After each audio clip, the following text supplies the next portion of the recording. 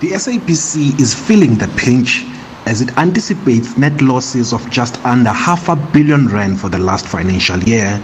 For this year, losses are projected to reach 1.5 billion. The SABC has forecasted a revenue loss of 1.5 billion for 2021 financial year as a result of of the actual pandemic itself, and the team is now basically will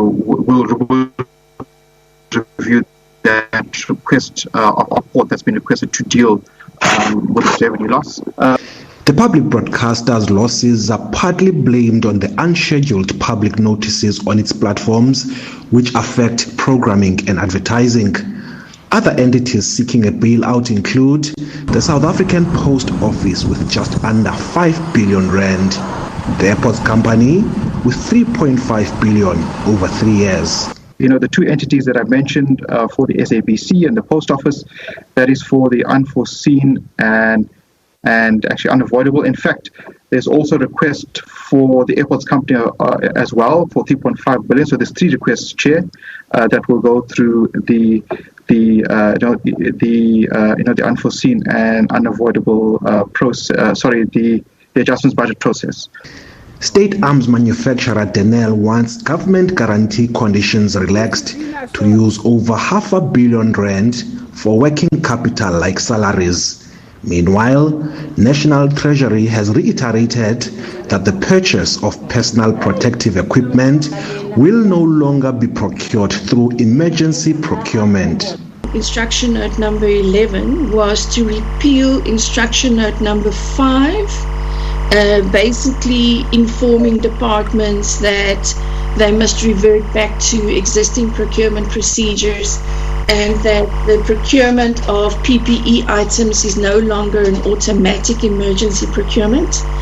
The second purpose is to prescribe a maximum price for these identified PPE items and fabric masks, and also to prescribe the conditions with which the suppliers or manufacturers must comply with. Government has put aside about 122 billion rand as part of the COVID-19 relief package. So far, 18 billion rand of that has been spent. National Treasury says it's strengthening guidelines for internal controls of departments. This follows allegations of corruption and price inflation in procurement of PPE. National Treasury says SARS is profiling 307 COVID-19 related cases with a potential revenue loss of 300 million rand. The Special Investigating Unit is probing 29 cases related to COVID-19. The Auditor General will soon publish guidelines of preventative measures for corruption, as well as how to deal with implicated people who also happen to be politically connected. Ulelane Philip, SABC News, Parliament.